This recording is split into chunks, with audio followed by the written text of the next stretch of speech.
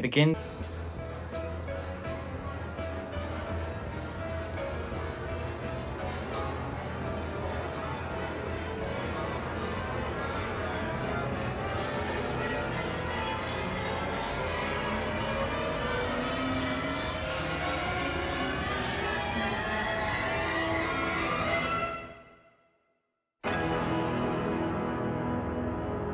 The 8th Academy Awards were held on the 5th of March 1936, hosted by Academy Award royalty Frank Capra himself. Interestingly enough, this was the first year that was actually called Oscars, for no reason at all. A new category was added called Best Dance Direction, which anybody who has watched the last 83 Oscars will know that it didn't last long. D.W. Griffith won an honorary award for, I guess, making Birth of a Nation in 1915, which changed film forever, making him the first and last person to win an Oscar for KKK propaganda.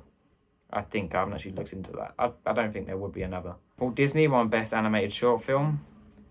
Again, it's also the first year where I have seen one of the other nominees for Best Picture, and that film is Fred Astaire's Top Hat, which is a really lovely film. However, it is nowhere near as good as the actual winner, which is Mutiny on the Bounty. I love this film. This film was the most nominated of the year with 8 to its name. Yeah, it only won 1. And it just so happens the one win was the most important award of the night. 3 of 8 of the nominations went purely to Best Actor, making it the only film to ever have 3 actors from one film in one category. And despite 3 out of 4 odds, it still didn't win. The actors nominated were Clark Gable, Charles Lawson and Franchot Hone, all of which are astounding, but especially the second one. The film is loosely based on the true 18th century events of a crew on their way to Tahiti to collect breadfruit trees which were provided to African slaves as a cheap food source. The opening sees all the seamen, the word that I couldn't stop laughing at for the whole film, even in the most inappropriate scenes. It sees them boarding the Bounty, which is the ship we become familiar with throughout the film. The first act was an unflinchingly brutal look into the tree. Immediately, he is one of my favourite villains of all time. A merciless, patriotic party pooper, I think is the best way to summarise him. He pushes the audience past the limit of patience until we are rooting for the mutiny to occur, as it becomes the only option for survival. The second act is about the ship landing in Tahiti, where Franchot Hone learns the language very fast, and everybody familiarises themselves with the locals, having a magical foreign time of relaxation and romance. That's almost too good to be true. This act is the most beautiful, and it makes it really hard for the characters and the audience to say goodbye to that location. The third act is when they're on their way back to England and when the mutiny actually occurs. I think it brilliantly establishes that they're back to the harsh conditions when some crewmen bring on some complimentary bananas from the locals, and Captain Bligh immediately confiscates them despite feeding the crew workers pretty much nothing at all. It reinforces and reminds us of Bligh's strict leadership as they all get back into starving labour. And that's as far as I'll go, but the third act is when the mutiny finally occurs and all havoc breaks loose. Breaks loose. Each act is as entertaining as the other and brings different things to the film. The first acts maybe verbally say bloody hell when witnessing the visceral punishments and labour the lower crew must endure. The second was a transcendently beautiful time that made the Bounty look even more of a hellscape by comparison. And the third act was mostly fueled by adventure, spanning through the longest span of time out of the 3 acts. If you're looking to watch this as a general historical account, then don't. The director took many dramatic liberties to make the event even more impactful, a bit like having, Jack and Rose in the film Titanic, because I think the story of brotherhood between Franchot Hone and Clark Gable's character adds to the kind of commentary of class divide and different ideologies, as one wants to stay faithful to Captain Bligh and one wants desperately to go back to Tahiti and never go back to England again. There's so much to talk about in this breathtakingly visceral film. I pretty much forgot to make jokes for this one because it's just so incredible, and I will be writing a proper review that you can check out if you look on my letterboxd. But overall, this definitely deserved the Oscar, and it's a hidden gem that we should all check out. Oh yeah, and this film was directed by Frank Lloyd of Cavalcada, who won 2 years prior, making him the first director to have 2 Best Pictures to his name. And he really, really, really redeemed himself with this muscular piece of cinema. The 9th Academy Awards were hosted on the 4th of March 1937 by George Jessel. It awarded simply the best films of 1936, no specific parameters, and it was the first Oscars to do that. It was also the first Oscars to have Best Supporting Actress and Actor, being one of the best additions yet. Frank Capra arrived onto the stage at the right time this year, and that is all I have to say for this Academy Awards. Very uneventful year, I'm sorry. But you know what else was uneventful? The Best Picture winner, which was Great Ziegfeld. Other than Mutiny on the Bounty, I found myself having more to say about the films I haven't liked than the films I have. However, this is a 3-hour film I didn't like and could barely talk about for 3 minutes. It's all about the rise and fall of a famous producer in the 1800s, and that's it. I don't know if it was trying to say something more profound, but I kind of just missed that part. It begins with an overture that lasts 7 minutes, but I wished lasted for 3 hours. It was mostly just very boring, dragged out talent shows of his best acts, and the dance sequences weren't even that impressive to look at on screen. I think he just kind of valued being impressive when he's filming it over how this is actually going to look in the film. He took absolutely no liberties to transform the stage show onto the screen. My entire interest was carried again by going, so this film was made in 1990s and 1880s were only this many years before. I just think that the dazzling life of Ziegfeld is juxtaposed by how blandly it's shot, and I think it would be a film that would be better if it was made by Baz Luhrmann now. It's subjectively the longest film ever made and did not deserve the Oscar, of course. Next film, please. The 10th Academy Awards were held on the 10th of March 1938, hosted by Bob Burns. It was originally supposed to be held on the 3rd of March, but it was postponed due to the Great Los Angeles flood. This year, Best Assistant Director was Scraps, which I wish got reintroduced as they are widely underappreciated in the film industry. A Star is Born, maybe the most famous film of the year, was the first colour film to be nominated for Best Picture. It was also the year that Snow White and the Seven Dwarfs was made, which suggested Disney's early strides towards making feature-length films. It was a film that was immediately considered one of the greatest of all time, and although it only was nominated for one award in this Oscars, and that was Best Sound, the next year it would get an honorary award for Special Achievement, making it the first film to be recognised at 2 consecutive Academy Awards. It's also a passing here regarding the Best Picture winners, as this and the previous year were both about the life of one man rising to fame in the late 1800s and early 1900s with really, really dull names. The winner was The Life of Emile Zola.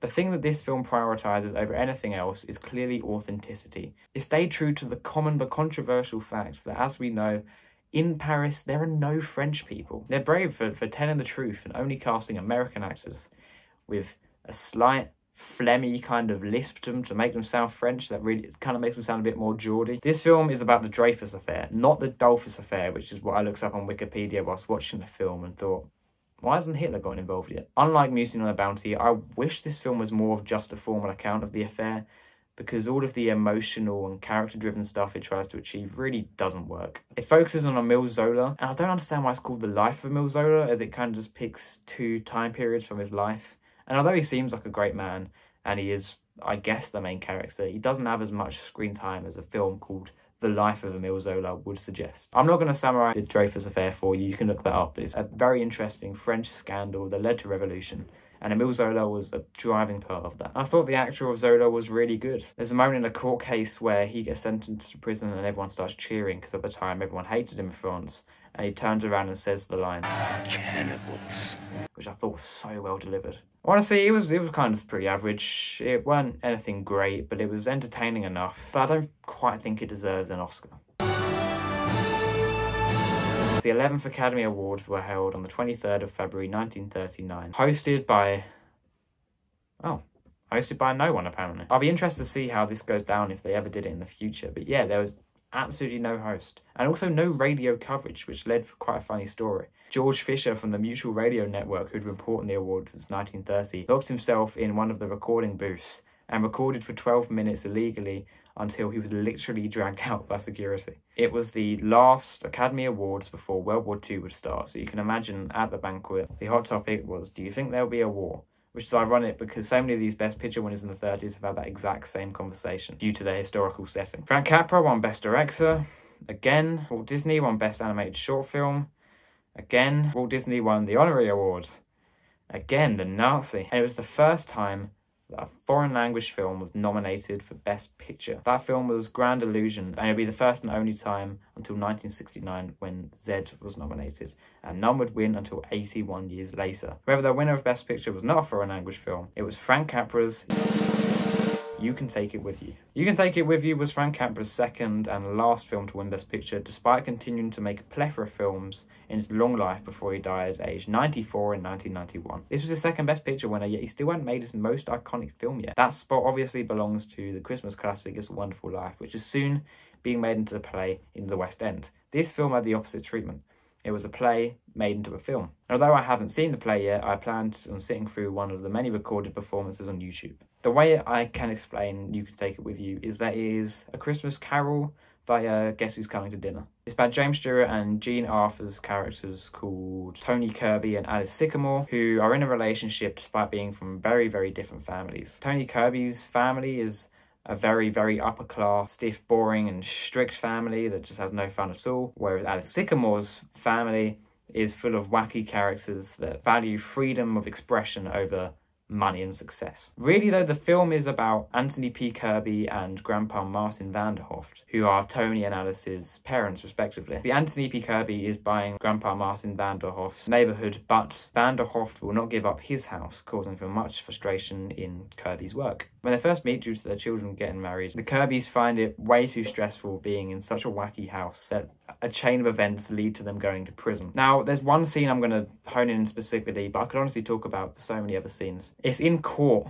when Vanderhoft shows up and the entire audience seats, or whatever they're called, in a courtroom is filled with his friends who are supporting him. However, he has no attorneys. But Anthony P. Kirby had 4 attorneys and absolutely no friends there. Vanderhoft is fined £100, which Kirby offers to pay as his first act of redemption, given that Vanderhoft thinks he's a failure as a man, being so successful but having no friends. However, Vanderhoft refuses his kind offer, and instead all the friends in the courtroom, unprompted, raise all the money, including the judge tipping in, to pay for him. It's a brilliant fable about how friends are so much more important than money.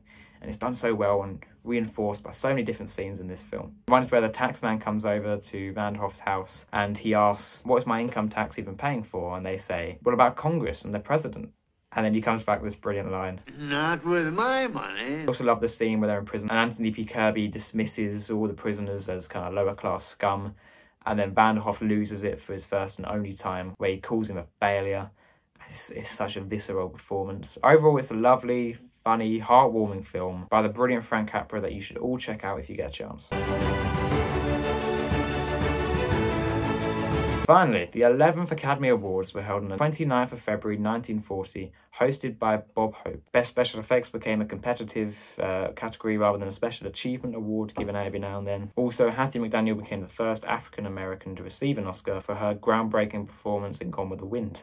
There's actually video footage on YouTube of her accepting the awards due to how monumental the moment was, and to see how much the award meant to her really makes my heart warm. It's a brilliant acceptance speech. And the last 30s film to win an Oscar was Gone with the Wind. I watched Gone with the Wind yesterday, which clocks in at just under 4 hours long. It's easily the most famous Oscar winner so far, an absolute classic that everyone has heard of, even though not as many people have watched. And my thoughts? Yeah, it's right. I mean, that's no surprise. It was one of the earliest colour films by Victor Fleming, who that year also made The Wizard of Oz, which was also nominated for Best Picture. So he was up against his own film, which is hilarious. And he knows how to shoot in colour better than most directors now. Just beautiful. So much effort put into the cinematography. However, this film, and I didn't expect it to be, is very pro-Confederacy. The opening title card expresses the point of this film to remember the Great Deep South and how amazing times were back then. And really, it was a time full of slavery. In fact, it hones in on plantation owners and depicts them as treating their servants and slaves nice and as equals, when we know that is absolutely not what happened at the time. However, taking this film as it is, I don't think it's racist. It has many black actors in it in important roles and they treat them as equals. But with context, you realise it is one of the most ignorant films ever made. This could be chucked up to the novel, where I hear that is where the lie started, but still, come on, take some accountability. It wasn't a great time back then. It's really about a romance, and the 2 leads I think do a pretty good job. It's Clark Gable again in probably one of my least favourite roles of him, just playing the same character. But I do quite like their relationship. It's very complex. It's kind of always bordering between whether it's about desire, money, status, pressure to get married, but it's never ever really about love, which I thought was very interesting. However, it took very long to get to that. The whole final hour of it is just repeating the same scene over and over again, and I think they do make the 2 leads a bit too hateable that I couldn't care less if they died at the end or didn't. Not going to say if they did. It also features, as everyone knows, the first swear word in any film. Frankly, my dear, I don't give a. So yeah, I had a bit of a mixed time with this, and I'm not 100% sure how to race it, but I'm pretty sure that it did deserve an Oscar, and hear me out. Although it can be seen now as very racist, 2022's problematic is 1939's progressive. It's still giving plenty of black actors platforms to act as they did carry on their careers for years and years to come. It looks fantastic, it sounds fantastic, it's quite an accomplishment of cinema at the time. Forget everything I've just said. The more I think about this film, the more I dislike it. It's Confederate propaganda. The two main characters are rubbish, and it does not deserve an Oscar.